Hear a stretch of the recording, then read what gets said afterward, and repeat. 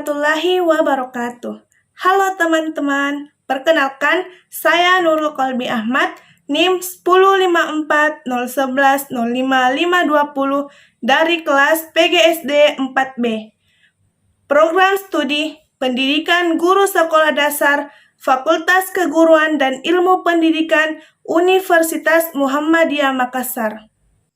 Pada video kali ini saya akan membahas materi mengenai yang pertama metode to stay to stray, yang kedua metode karya wisata, yang ketiga metode role playing, yang keempat metode simulasi, yang kelima metode card sort, yang keenam metode inquiry, yang ketujuh media pembelajaran, dan yang kedelapan evaluasi pembelajaran.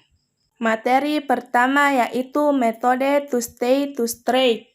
Metode to stay to stray yang biasa disebut dua tinggal dua tamu merupakan model pembelajaran kooperatif dan sistem pembelajaran yang dilakukan secara berkelompok, di mana semua anggota kelompok dapat aktif dan saling bekerja sama baik dalam berdiskusi, tanya jawab, mencari jawaban, dan saling membantu dalam memecahkan masalah. Adapun tujuan dari metode ini yaitu siswa dihadapkan pada kegiatan mendengarkan apa yang telah diutarakan oleh temannya ketika sedang bertamu, yang secara tidak langsung siswa dibawa untuk menyimak apa yang telah diutarakan oleh anggota kelompok yang menjadi tuan rumah. Materi kedua yaitu metode karya wisata. Metode karya wisata merupakan suatu cara penyajian bahan pelajaran dengan mengajak siswa langsung pada objek atau suatu tempat tertentu untuk mempelajari atau menyelidiki sesuatu yang akan dipelajari di luar kelas. Fungsi metode ini yaitu untuk menghilangkan kejenuhan siswa dalam pembelajaran dan mengajak siswa pada objek suasana di luar kelas sehingga menghasilkan pengalaman belajar sesuai yang diharapkan. Adapun manfaat metode ini bagi anak yaitu dapat dipergunakan untuk merangsang minat mereka terhadap sesuatu, memperluas informasi, menambah wawasan, dan dapat membantu mengembangkan aspek perkembangan sosial anak. Materi ketiga yaitu metode role playing. Metode role playing merupakan suatu cara penguasaan bahan-bahan pelajaran melalui pengembangan imajinasi dan penghayatan yang dimiliki oleh setiap siswa dengan memerankan sebagai tokoh hidup atau benda mati. Tujuannya yaitu yang pertama untuk memotivasi siswa, yang kedua untuk menarik minat dan perhatian siswa, yang ketiga memberikan kesempatan kepada siswa untuk mengeksplorasi situasi di mana mereka mengalami emosi, perbedaan pendapat, dan permasalahan dalam lingkungan kehidupan sosial anak. Yang keempat, menarik siswa untuk bertanya. Yang kelima, mengembangkan komunikasi kemampuan siswa. Yang keenam, melatih siswa untuk berperan aktif dalam kehidupan nyata. Adapun langkah-langkahnya yaitu yang pertama, persiapan atau pemanasan. Yang kedua, memilih pemain. Yang ketiga, menata panggung. Yang keempat, menyiapkan pengamat. Yang kelima, memainkan peran. Yang keenam, diskusi dan evaluasi. Ketujuh, bermain peran ulang. Yang kedelapan, diskusi dan evaluasi kedua. Yang kesembilan, berbagai pengalaman dan diskusi.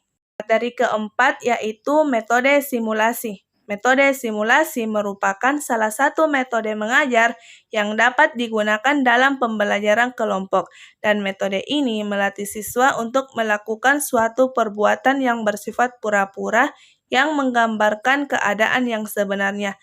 Kelebihannya yang pertama, siswa dapat melaksanakan interaksi sosial dan komunikasi dalam kelompoknya.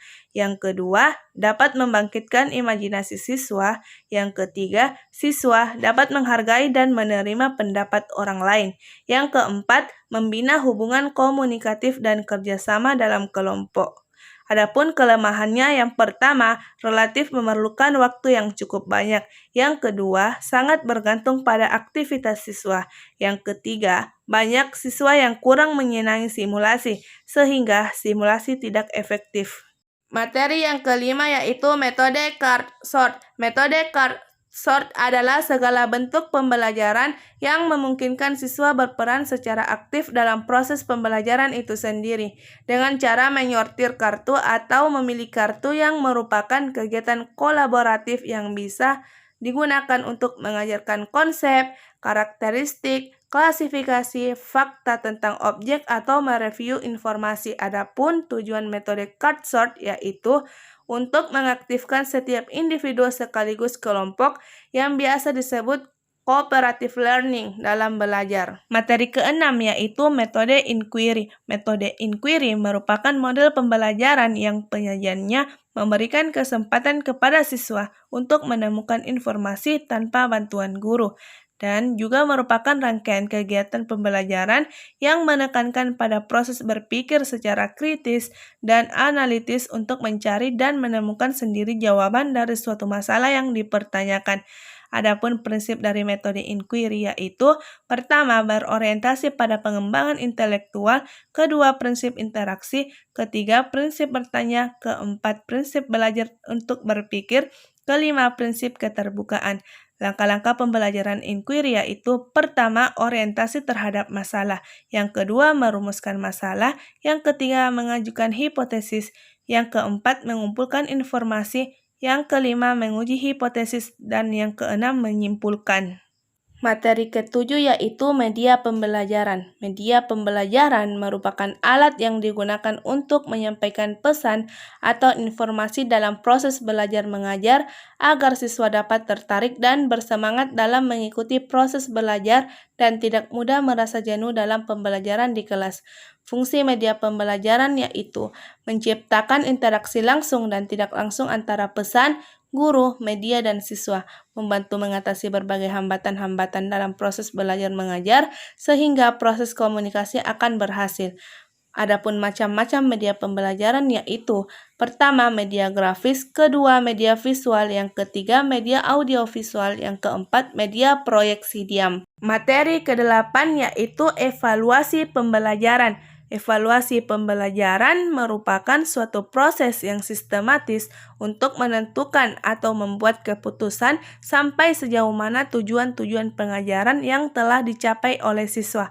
Karakteristik evaluasi pembelajaran yaitu pertama, validitas, kedua, reliabilitas, ketiga, objektivitas, keempat, efisiensi.